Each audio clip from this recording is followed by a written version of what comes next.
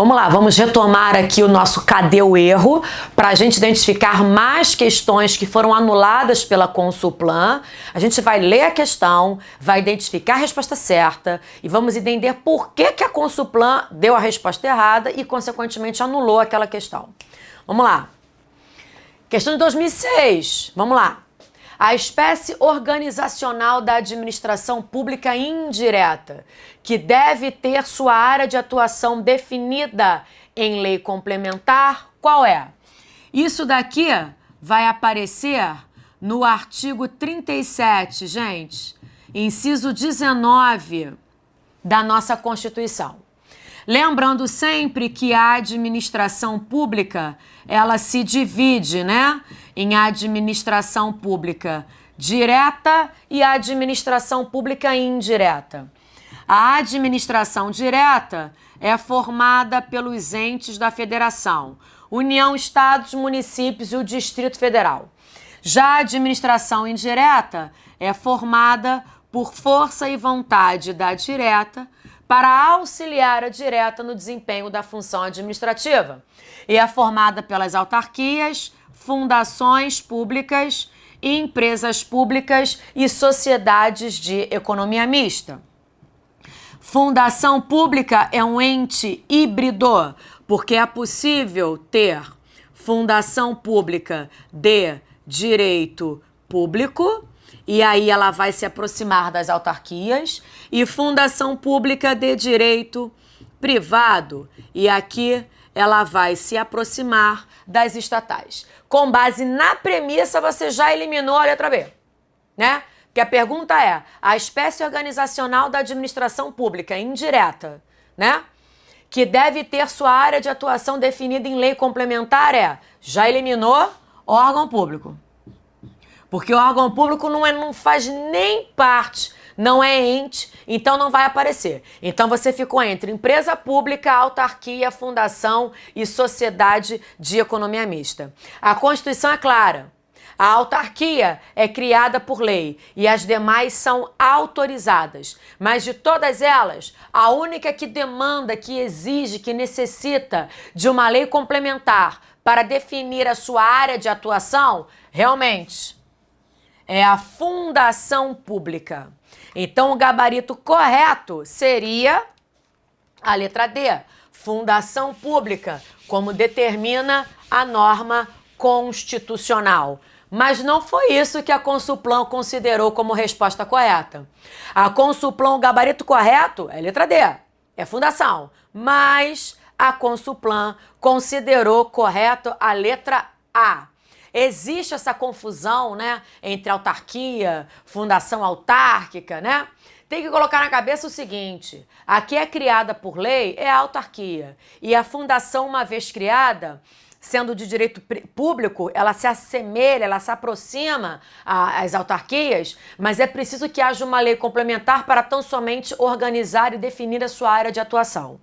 Então não pode confundir. O gabarito correto é a letra D, mas a banca se confundiu, se enrolou e deu como gabarito a letra C, anulada a questão. Tá claro? Tranquilo, né? Vamos à próxima então. Vamos lá.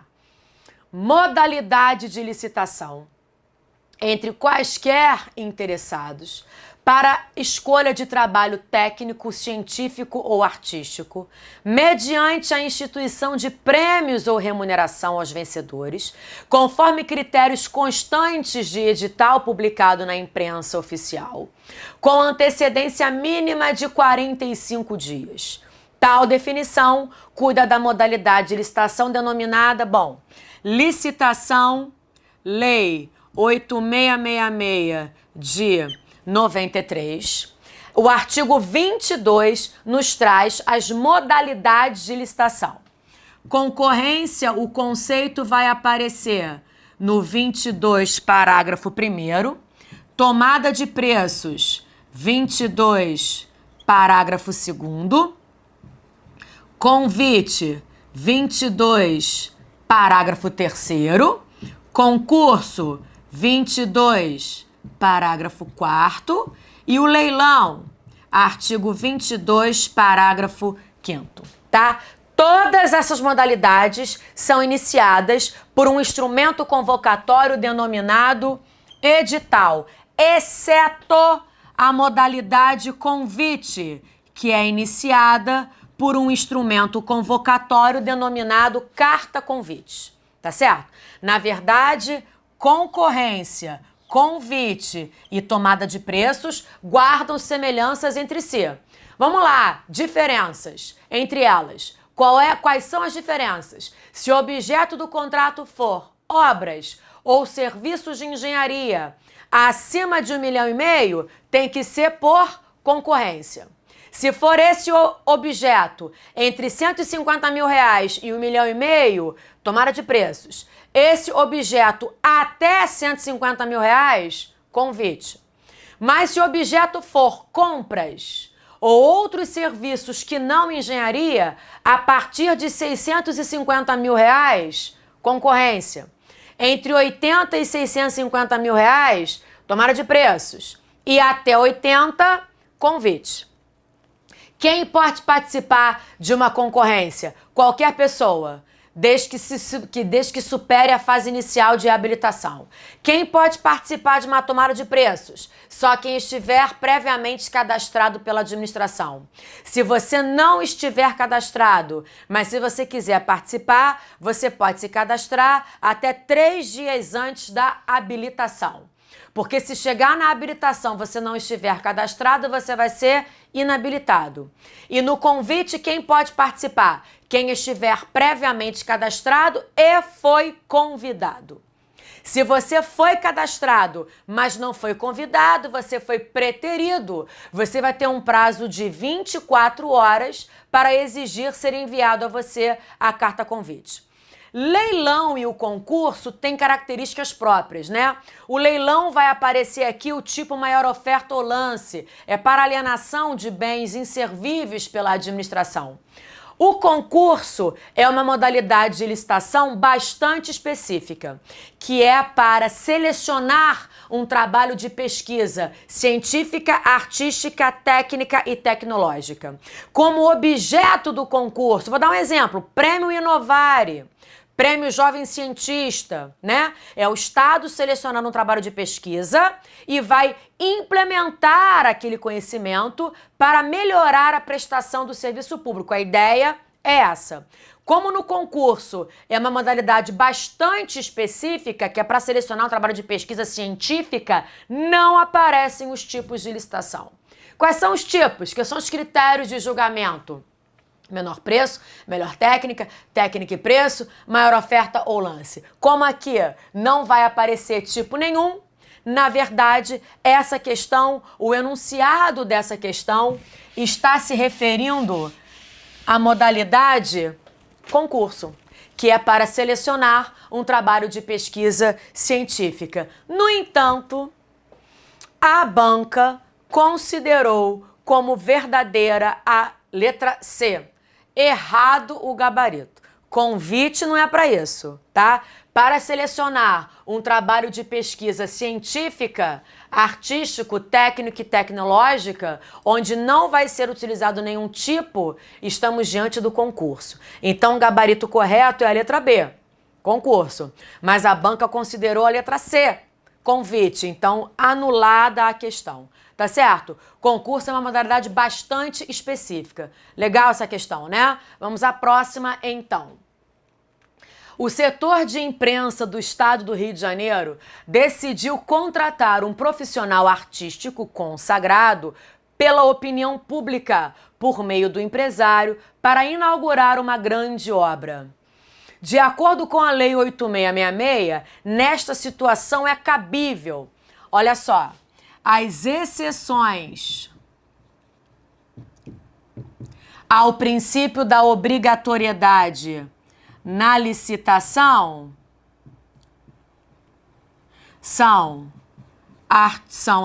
os casos de dispensa, e aí a licitação pode ser dispensada, artigo 17, ou dispensável, artigo 24. Dispensa, por sua vez, é diferente de inexigibilidade, que está no artigo 25, tá? Dispensa e inexigibilidade são exceções à obrigatoriedade de licitação.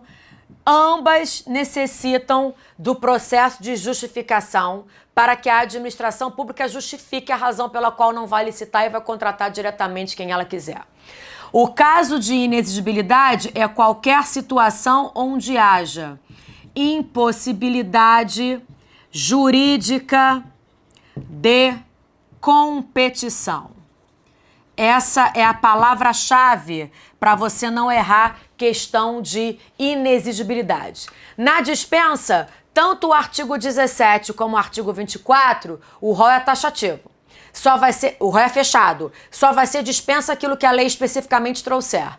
Agora, na inexigibilidade, o rol é aberto. O rol é meramente exemplificativo. E a lei fala que a qualquer situação onde haja impossibilidade jurídica de competição.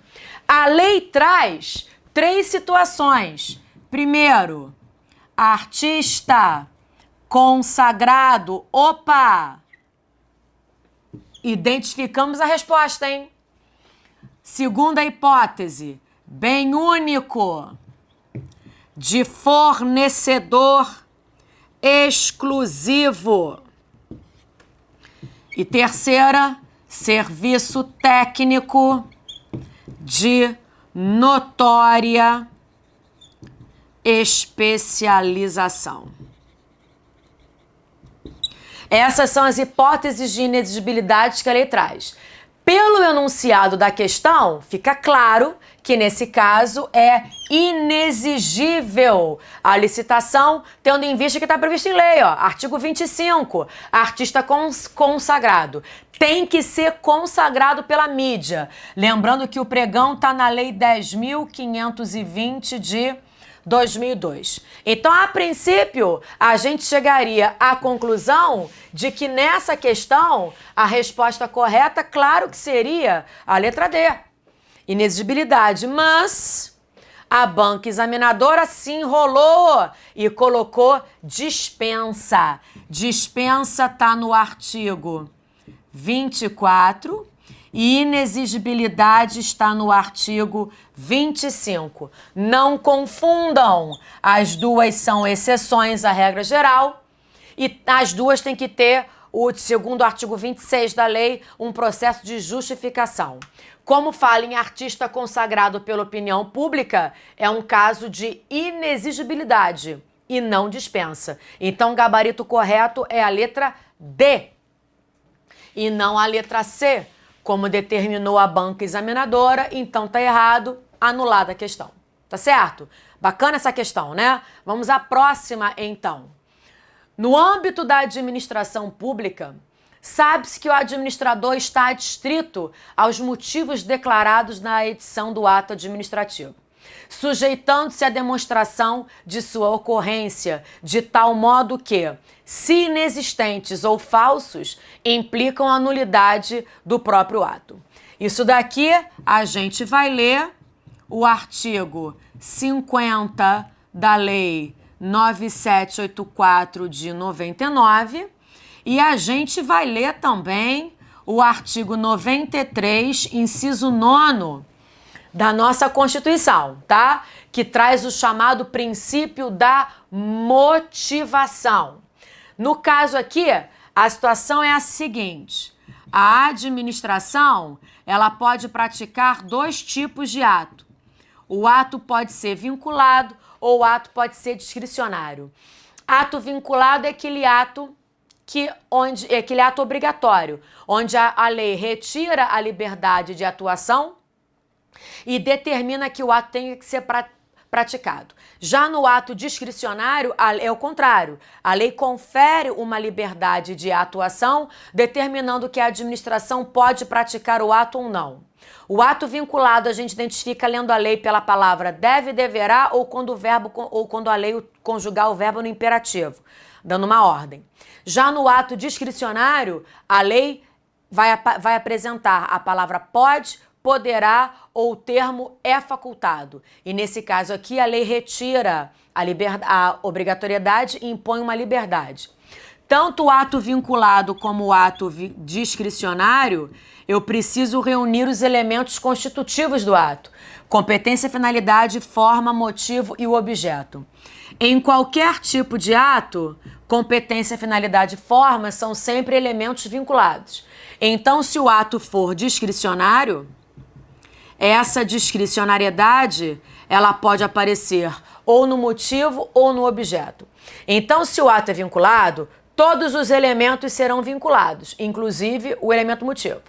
Mas se o ato for discricionário, essa discricionariedade só pode aparecer ou no motivo ou no objeto, tendo em vista que os demais são sempre elementos vinculados. Então, qual é a jogada aqui? O elemento motivo é um elemento que pode ser vinculado ou discricionário. Motivos são as razões de fato, fundamento fático, e razão de direito, fundamento jurídico. Motivos são as razões de fato e de direito que justificam ou impulsionam a prática do ato administrativo.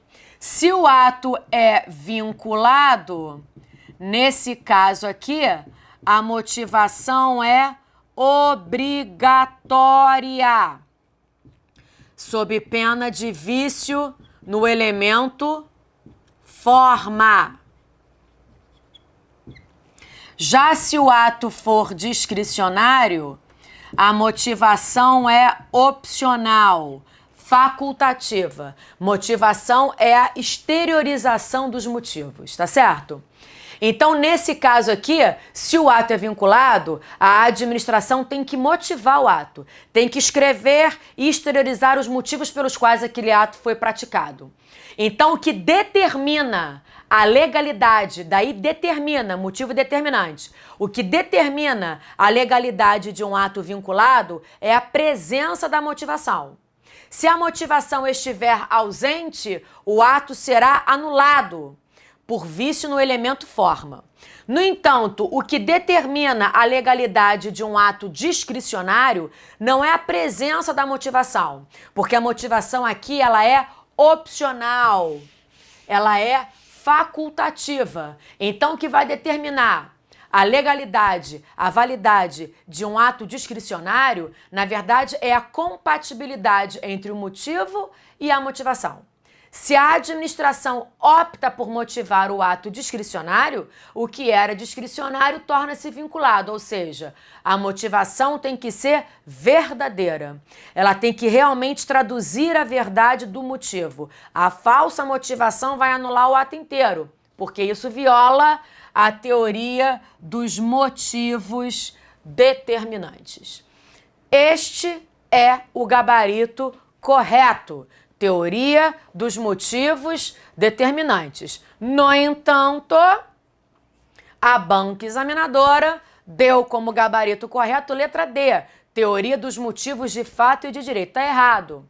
Quando o motivo for insuficiente, insubsistente, isso vai violar a teoria dos motivos determinantes e vai anular a prática do ato administrativo. Portanto, nessa questão aqui, correto o gabarito letra C e não a letra D. Tá claro? Bacana?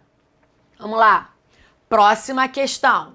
De acordo com a doutrina, nos atos administrativos discricionários, a discricionariedade encontra-se presente, de regra, em quais elementos? Acabei de conversar aqui, ó. Não vai esquecer.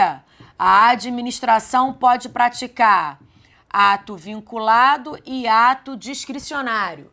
Nos dois tipos de atos tem que ter competência, finalidade, forma, motivo e o objeto. Sendo que competência, finalidade e forma são sempre elementos vinculados em qualquer tipo de ato. Se o ato é vinculado, todos os elementos serão vinculados, inclusive o motivo e o objeto. Mas se o ato for discricionário, essa discricionariedade, que é a liberdade de atuação, tem que aparecer em algum elemento para justificar ser o ato discricionário. Em qual elemento pode aparecer? No motivo ou no objeto. Então, diante de um ato discricionário, realmente, os elementos que podem ser discricionários são os elementos motivo e objeto. Aqui estaria correto o gabarito. Letra A. Mas, no entanto, todavia, entretanto, apesar, contudo, todavia, mas porém, letra C foi considerado. Está errado. A competência é sempre elemento vinculado, jamais elemento discricionário. A discricionariedade não pode aparecer nem na competência, nem na finalidade e também não pode aparecer na forma. Então foi anulada essa questão. Foi anulada essa questão porque estava equivocado o gabarito. A discricionariedade dos atos administrativos só pode aparecer nos elementos motivo e objeto. Tranquilo? Vamos nós aqui.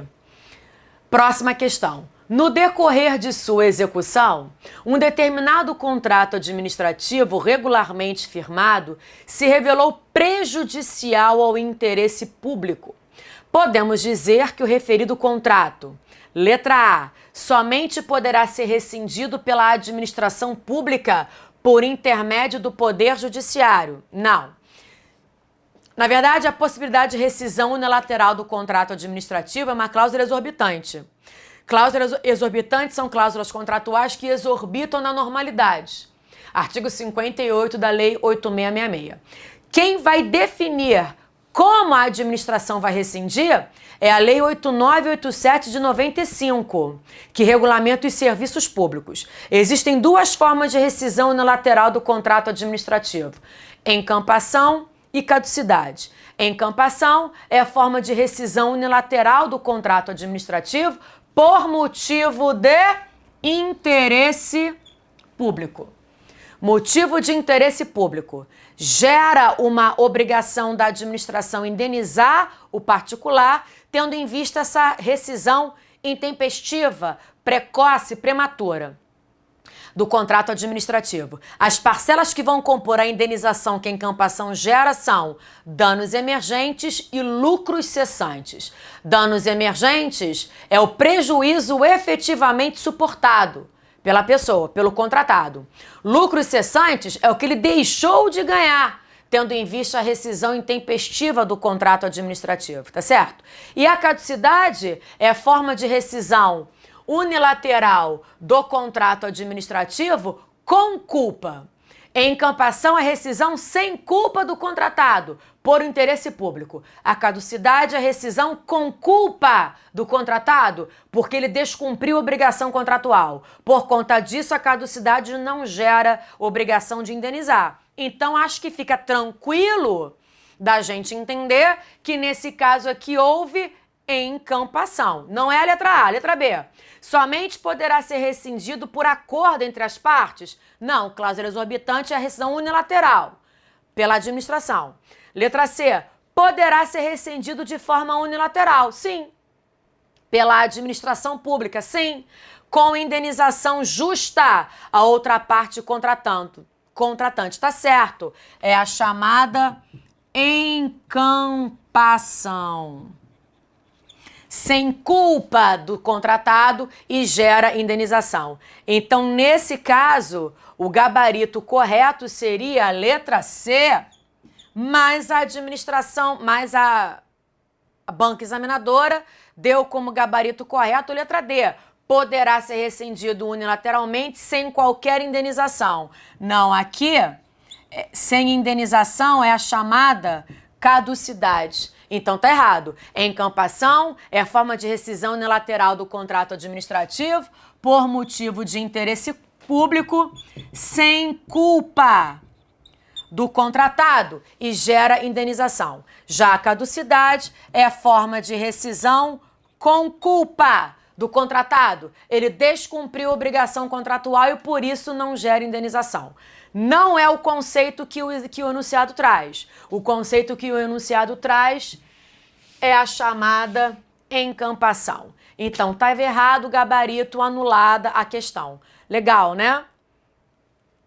Com isso, a gente conseguiu verificar 10 questões sobre direito administrativo, passeando sobre vários temas que o nosso edital traz, questões que foram anuladas pela banca examinadora Consulplan.